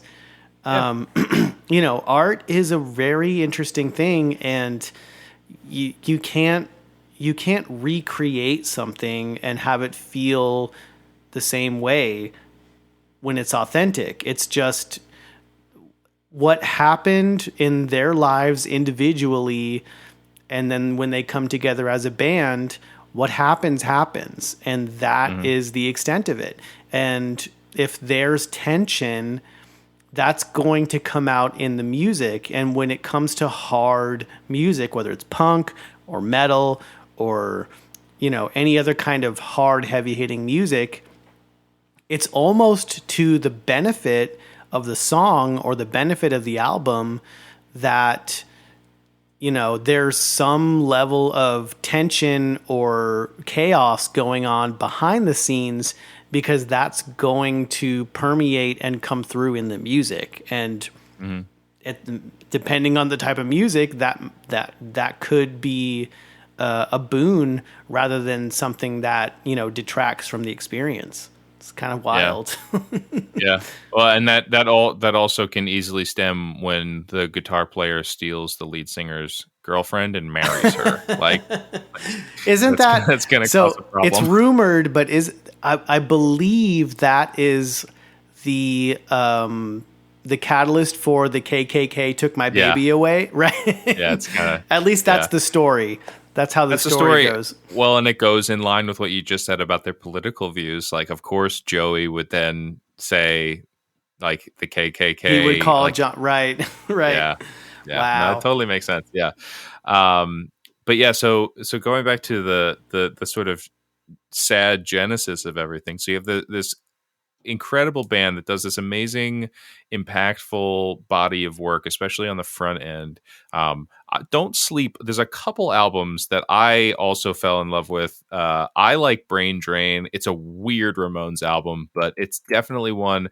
Part of it is because it's got Pet Sematary, which I just think, I'm a Stephen King fan, but just alone, like, it's just a really good song. It's a good and song. It's a weird music video. But they did something really smart a couple years into the 80s where they went back they brought Tommy back in to produce, because he was still on okay terms with the band. They brought him back in to produce an album called Too Tough to Die. And there's a bunch of really good songs on that as well. So it's not to say that the 80s, like that back 2/3 almost of their discography isn't riddled with a lot of misses, but they were churned around so much without an identity. You had record labels that were trying to find the magic bullet, because you don't ever have this band. As much as we look back now with this awe, you don't have this band ever having a hit. They never had a breakthrough. They never had a moment when they were current in that heyday. They were too rebellious, probably. It never made it to mainstream radio. They didn't really have a radio charting wasn't hit. Going to play that. No. They had two or three songs that were in an alt top 100, basically. It's like 80 position or 60 position, something like that. But like songs that are just iconic now, like Blitzkrieg Blitzkrieg Bop and Rock and Roll High School. And it's just like, there's so many songs that should have been hits and they 100% just fell on deaf ears.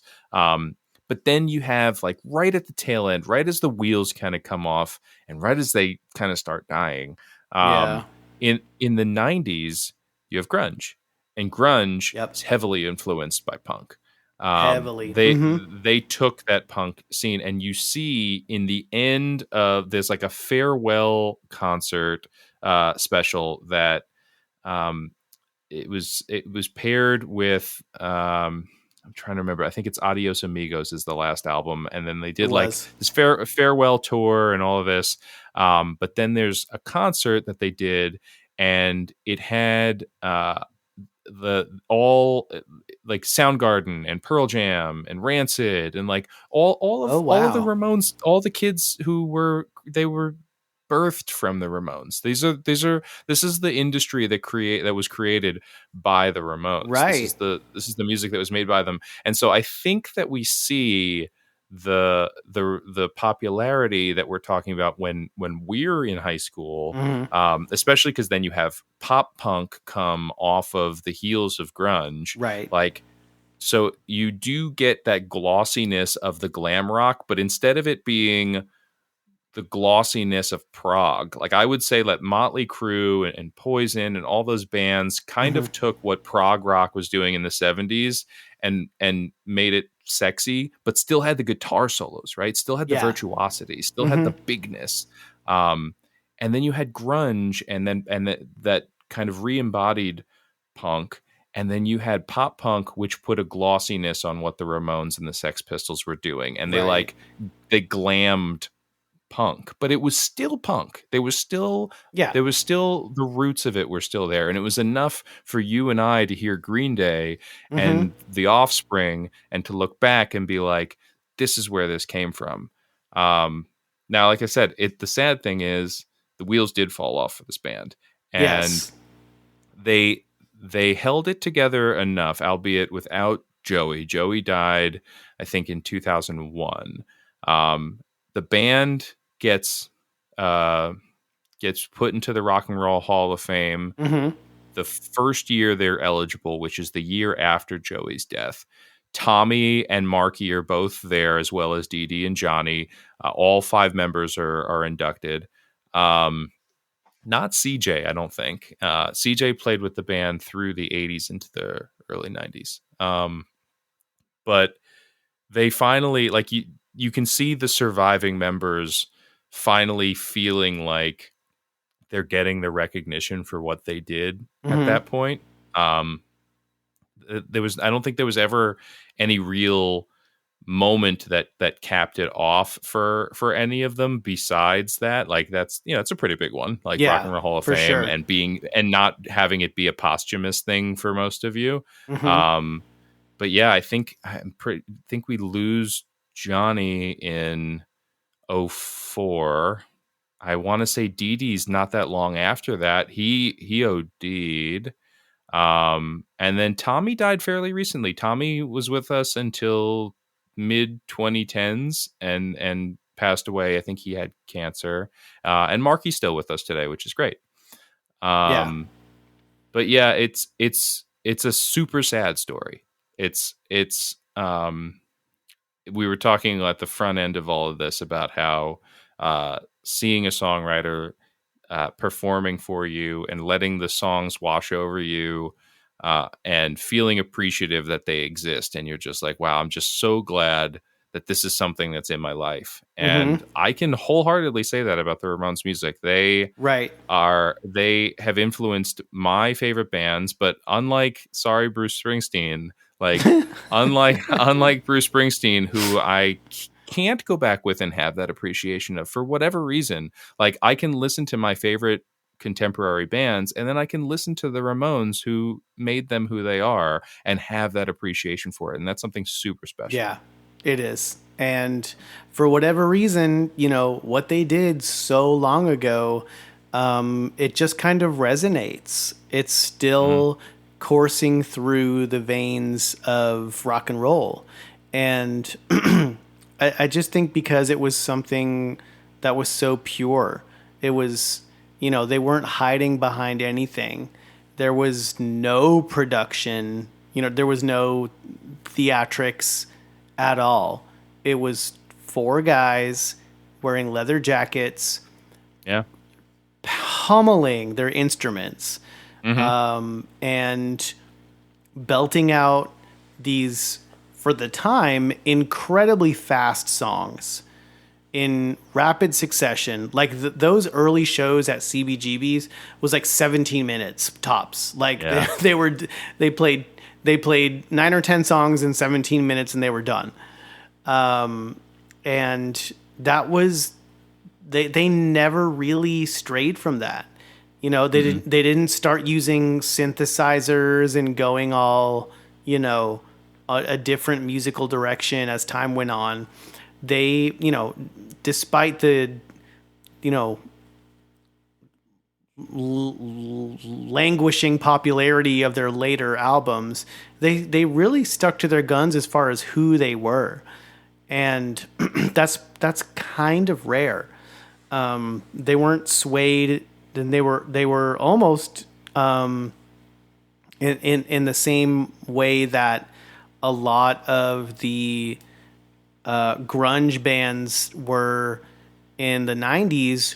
They were really just put off by the whole like industry part of the music business, and or the business part of it. It was just like they just wanted to be loud and be themselves, and that was it.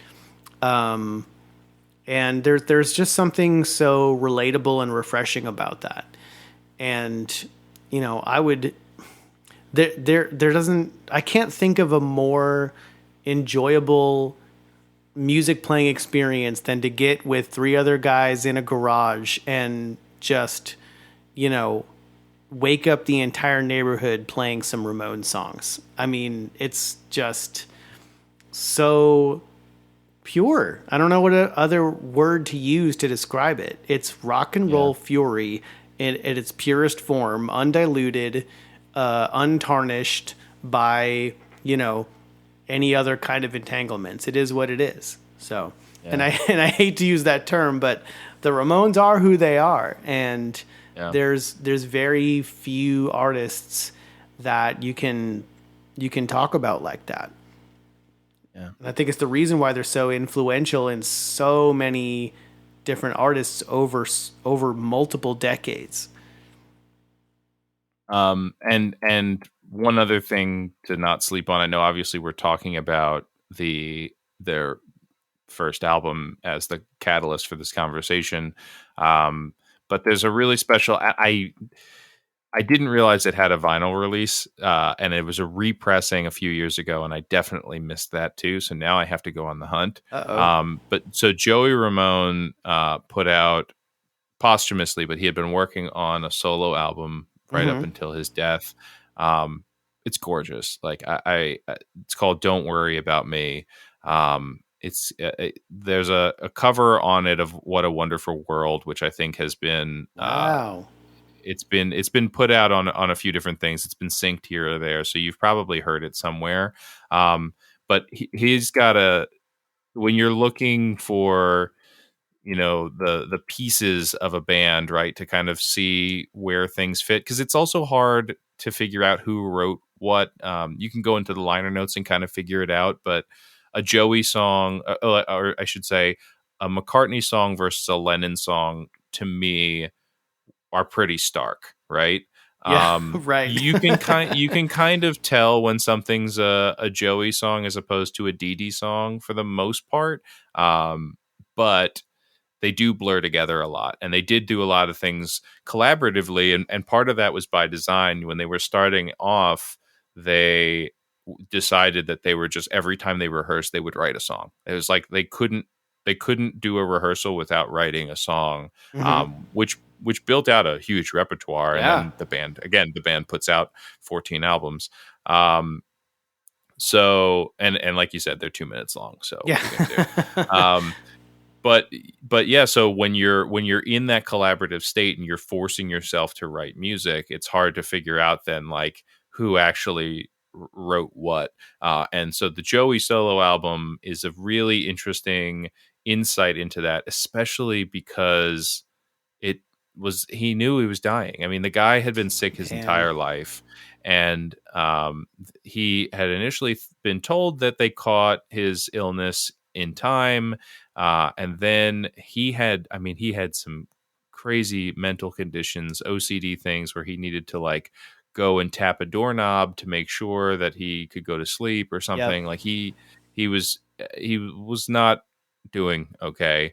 And all of that collided with his sickness. And it's just devastating. And then it's also awful to know that, that Johnny didn't go visit him, like that ended in the 90s, and it really ended. That was like, that was an actual break. Man. Done. Yeah, like didn't go to the funeral, didn't go see him when he was in the hospital. Like, Marky called him and said, "This is your chance," and Johnny basically said, "Pass." Like, what's done is done. That's devastating. That's a terrible thing. That's a terrible thing to know and to hear. So then, knowing all of this pain, all this confusion, all this awkwardness, and also knowing that Joey would die not fully knowing where his band would stand in history, like I think getting through grunge, seeing the celebration of it, he must have known, like, there's no way that he didn't know the impact that his band had on rock music and pop music forever. Yeah. Hopefully. He doesn't get that final kick, that like early 2000s thing that we're talking about, of like the real moment when, again, the t-shirts are in Hot Topic and they're at the podium accepting their awards, and 30 years of this music finally gets the ticker tape parade. Yeah. And Joey's not with us. No. So it's like the biggest bummer of all of it, but the music's there. It's gorgeous, and fun, and yeah, I love this band. Yeah. I'll always love this band. It's a great band for dads and moms that are listening. It's a great band for when you have kids, man. Like, it's the easiest thing to just put on and mess around with kids. Like, not that you want to have songs about sniffing glue and beating up the brat, but it's so fun. Like, it's just so fun, and you just don't have to explain what a lobotomy is. Like, they're just being silly. Whatever. Yeah. Yeah. I mean, that's just part of the appeal. Is they were unapologetic in everything that they did, and we love them for it, for better or for worse. Yeah. That sums it up pretty much, I think. I think so. Yeah. All right. Well, again, I do want to recommend that Ramones Mania. And it's funny, they start kind of out of the gate with a Paul McCartney reference to name themselves. And then, their kind of last release that got put out is this compilation called called Ramones Mania, which echoes to Beatles Mania. So I recommend that, whether it's just listening to it on streaming or getting the CD. It's a great compilation, a great way to get into them.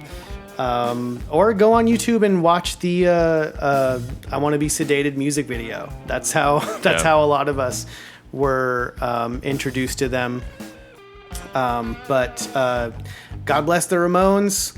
They will be forever heralded as the godfathers of punk music, and I think they, for unfortunately, sometimes more so for worse, but for better or for worse, lived out that ethos throughout the rest of their career and their lives. But thank you. It's authentic. Yeah, it's absolutely authentic. That was the thing. It was like 100% as awful, like you're saying, as awful as it can be in its authenticity. It was real. There's a reason why they were screaming at each other on stage. Absolutely. And that made it what it was, right? So yeah, gotta appreciate it. It's real. And but so thank you for listening to Retro Groove. We're part of the Retro Logic Network. You can find us on Discord on the Retro Logic server. You can also find us on Twitter at RetroGroove_pod and Instagram at RetroGroove_podcast. And until then, hey, ho, let's go. Let's go. We'll see y'all next time.